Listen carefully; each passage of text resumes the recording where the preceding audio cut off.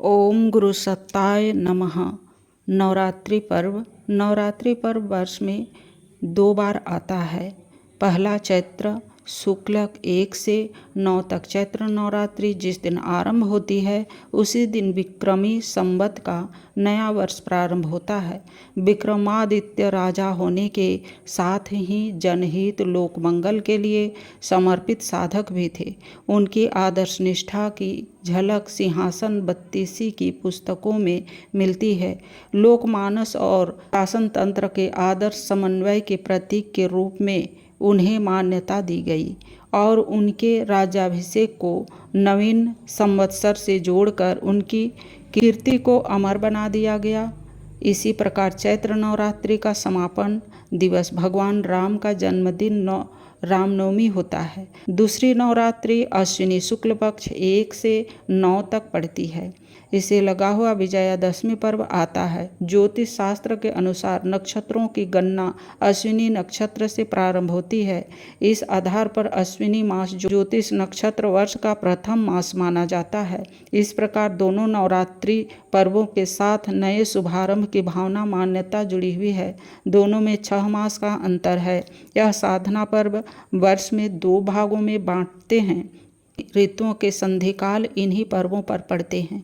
संधिकाल को उपासना की दृष्टि से सर्वाधिक महत्व दिया गया है। प्रातः और शाम ब्रह्म मुहूर्त एवं गोधूली बेला दिन और रात्रि के संधिकाल हैं।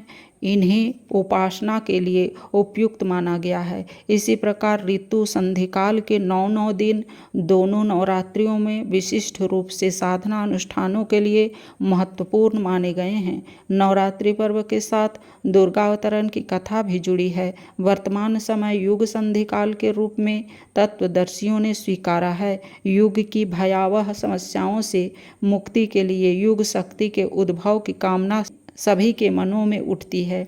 ऐसी स्थिति में व्यक्तिगत साधना की अपेक्षा सामूहिक साधना अनुष्ठानों का महत्व अत्यधिक बढ़ जाता है। इसलिए युग निर्माण अभियान के सूत्र संचालकों ने हर्ष भावनाशील से अपेक्षा की है कि नवरात्रि पर्व पर सामूहिक साधना अनुष्ठानों के लिए विशेष रूप से प्रयास करें। शक्तिपीठ, प्रज्ञा संस्थान एवं सखा संगठनों को तो ये उत्तरदायित्व विशेष रूप से सौंपे गए हैं। जहाँ 2-4 परिजन भी होते हैं वहाँ भी नवरात्रियों पर सामूहिक साधना अनुष्ठान की व्यवस्था बना लेते हैं। जो किसी मजबूरी में अपना अनुष्ठान घर पर करते हों वे भी श्यामकाल सत्संग आरती में तथा पूर्णाहुति के दिन सामूहिक क्रम में ही शामिल होते हैं। ऐसे प्रयास सभी साधक करें। 9 दिन में 27 माला नित्य करने से 24,000 मंत्र होते हैं।